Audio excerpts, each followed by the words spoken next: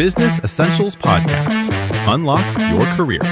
Learn to speak business English like a pro. Hey folks, imagine craving feedback from your boss to level up your career, only for it to hit like a stress bomb. 96% of us want it regularly, yet 70% feel anxious afterward. Welcome back. I'm Marcus, pumped to have Sarah here flipping the script on receiving tough feedback like a pro. Hi, Marcus. Excited to be chatting with you. Thrilled you're here. Business English learners at B2 to C1, grab these killer phrases Sarah drops. They're instant use gold for real convos.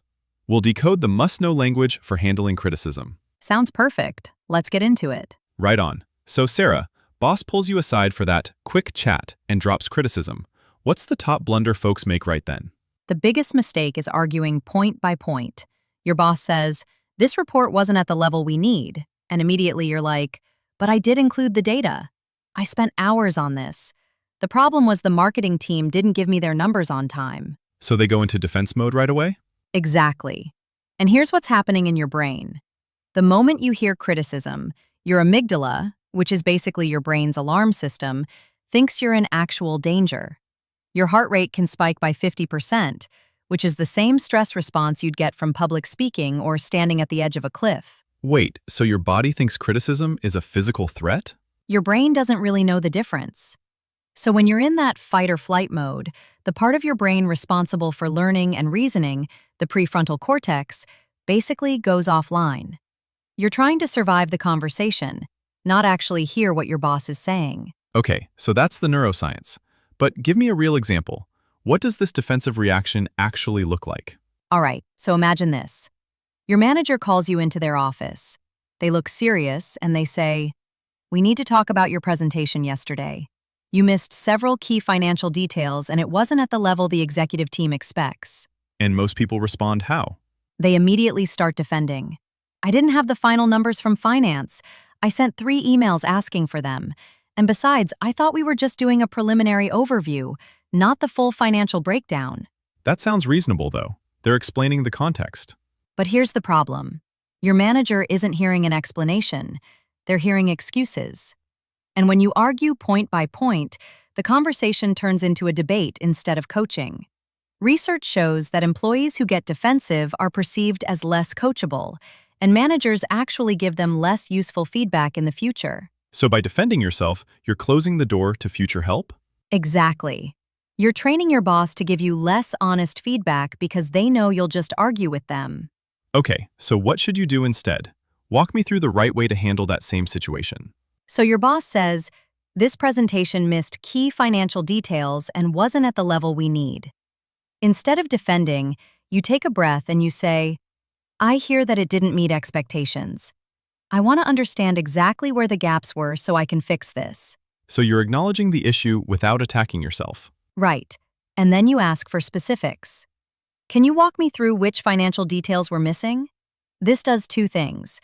First, it signals to your boss that you're open and mature. Second, it turns vague criticism into actionable guidance. That's a good phrase, actionable guidance.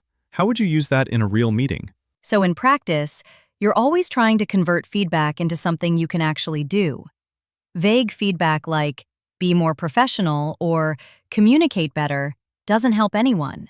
But when you ask, "What would excellent have looked like in this situation?" you're pushing for actionable guidance, clear steps you can take. Can you give me that phrase exactly as you'd say it? Sure. "What would excellent have looked like in this situation?" Or you could say, "If I could change just one thing next time, what would have the biggest impact?" These questions help your boss get specific, and specificity is what makes feedback useful. So let's talk about another mistake people make. What else goes wrong in these conversations? Another huge one is shutting down completely. The opposite of arguing is just going silent, nodding, saying "okay," and then leaving the meeting confused and resentful. Right, you're just trying to end the conversation as quickly as possible. Exactly. And here's the data. 41% of employees have actually left a job because they felt they weren't listened to and received little or no feedback. So when you shut down, you're not protecting yourself, you're sabotaging your own growth. So what does the right approach look like? Instead of silence, you ask 2 or 3 clarifying questions. Can you give me an example of where this fell short? What would success look like next time? How will we measure improvement? These questions turn a vague criticism into a clear roadmap. And that works because your boss sees you as engaged, not defensive. Right. And it also helps you actually understand what they want. A lot of times, your boss is using shorthand. They say, be more strategic, but they don't realize you have no idea what that means in practice. Asking questions forces them to get concrete. Give me another scenario. What if someone takes the feedback really personally? Oh, this is so common. Your boss says, your report missed key data. And you hear, you're incompetent, you're a failure, you don't belong here. So you're globalizing it, making it about your entire worth as a person. Exactly. And research shows that employees who consistently receive negative feedback without focus on their strengths are 24% more likely to experience burnout. But here's the thing. You can prevent that by localizing the issue. What does that mean, localizing? It means separating the behavior from your identity. Instead of thinking, I'm disorganized, you think, this report didn't meet expectations. What skill or process do I need to improve? You're targeting a specific action, not attacking yourself. So it's almost like you're treating it as a technical problem to solve? Exactly. And that mental shift makes all the difference. One way to do this is to literally ask yourself, what's the smallest change I could make that would address this feedback? That keeps you focused on improvement instead of spiraling into shame. All right, so we've talked about not arguing, not shutting down, and not taking it personally. What's the framework you recommend people actually use? So I teach something called the Stopiness Caked Framework. It's a 4-phase system you can use the moment your boss criticizes you. Walk me through it step by step. Sure. The first phase is STOP, which stands for Stabilize the Threat Response. The moment you hear criticism, your job is to pause your nervous system before you speak. Take one slow breath. Notice the tension in your body without judging it. And remind yourself, my job right now is to understand, not defend. So you're basically hitting a mental reset button. Exactly. Research shows that just pausing for 3 to 5 seconds can interrupt the amygdala-driven reaction and bring your prefrontal cortex back online. You're giving your brain time to shift from threat mode to learning mode. And what's the second phase? The second phase is own. This is where you acknowledge the issue and ask for specifics. You might say something like, I see how that created problems. Can you walk me through exactly what you expected? This signals responsibility without self-flagellation. So you're owning the impact, even if you didn't intend it? Right. There's a great phrase for this. That wasn't my intent, but I see the impact and I'll adjust. You're separating your intentions from the outcome. Your boss doesn't care what you meant to do. They care what actually happened. That's a powerful distinction. How would I use that phrase in a real situation? So let's say your boss says, you dropped the ball on the client email. There was a 2-day delay. You could respond, you're right, that delay is on me, and I see it put pressure on the team. That wasn't my intent, but I see the impact. Can you walk me through what you expected instead so I'm clear? And that keeps the conversation productive instead of defensive? Exactly. You're showing maturity and a genuine desire to improve. Okay, what's the third phase? Phase 3 is ASK. This is where you turn criticism into a playbook. You ask questions like, what would great have looked like here? What are the top 1 or 2 changes that would make the biggest difference? How will we measure success next time? So you're basically mining for actionable steps. Right. And here's why this matters. Research shows that informative feedback that tells you exactly what to change, activates the prefrontal cortex, which helps you regulate negative emotions and actually learn. But confirmatory feedback, just, you're wrong, activates the amygdala and shuts down learning. So by asking these questions, you're forcing the feedback to become informative. Exactly. You're taking control of the conversation and making sure you walk away with something useful, not just a vague sense of failure. And what's the final phase? The final phase is ACT.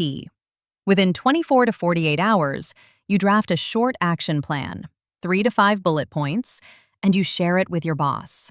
You say, Here's what I'll do differently based on our conversation. Then you implement one quick win within a week. And that shows you're serious about changing? Right. And it does something even more important. It closes the feedback loop. Your boss gave you feedback, you heard it, and now you're showing them the plan. This builds trust like nothing else. Research shows that teams where managers provide ongoing feedback and employees act on it show up to fourfold improvement in performance.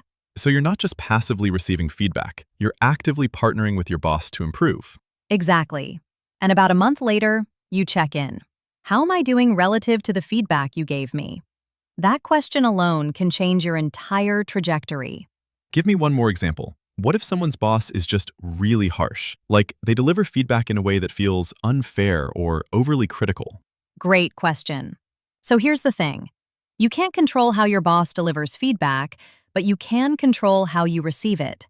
Even if your boss is harsh, you can still use the framework. You pause, you acknowledge, you ask for specifics, and you follow up with a plan. And that protects you emotionally? It does. Because when you shift your focus from, how dare they say that to me, to, what's the useful information here, you take that control. You're not letting their delivery determine your response. You're extracting value even from badly delivered criticism. That's powerful. So you're separating the message from the messenger. Exactly. And over time, your calm, professional response actually trains your boss to give you better feedback. They start to see you as someone who can handle tough conversations, and they invest more in your development. Before we wrap up, let's recap the key terms we talked about today. Sure. The main ones were actionable guidance, threat response, localize the issue, and close the feedback loop. And remember, actionable guidance means clear, specific steps you can actually take to improve, not vague advice like, be better. Right. And close the feedback loop means you're following up to show you've heard and implemented the feedback? Exactly. It's how you turn a one-time criticism into an ongoing development conversation. Great. So our listeners can use these concepts when they're preparing for performance reviews, tough conversations with their manager, or anytime they're on the receiving end of criticism at work. All right, so here's the big takeaway. Most people either argue or shut down when receiving critical feedback, but both reactions sabotage your growth. The solution is the S.T.O.P-OWN-ASK-ACT framework. Pause your nervous system, acknowledge the issue, ask for specifics, and follow up with a plan. Sarah, what's the one thing you want people to take from this? If you remember only one thing, make it this. How you receive feedback today shapes how much trust, opportunity, and honest coaching you'll get in the future. Your boss is watching to see if you're coachable. Show them you are, and everything changes. That's powerful. All right, listeners, here's what we want from you. Think about the last time your boss criticized you. What was your first reaction? Fight, flight, or freeze? And how did that shape the outcome?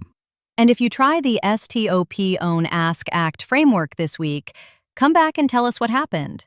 Did your boss respond differently when you stayed calm and asked questions instead of getting defensive? Sarah, your contributions make every episode outstanding. I appreciate the insightful discussions and progress we're making together. Looking forward to continuing this momentum. Dear listeners, thank you for your attention today. We encourage you to apply these pre-meeting conversation strategies in your professional interactions. In our next episode, we'll explore a powerful communication tool that can prevent most workplace conflicts before they escalate: the pre-talk. This is the strategic conversation you have before important meetings, challenging decisions, or critical presentations. We'll provide practical techniques to ensure you're always prepared and never caught off guard. This is essential content you won't want to miss. Business Essentials Podcast. Unlock your career. Learn to speak business English like a pro.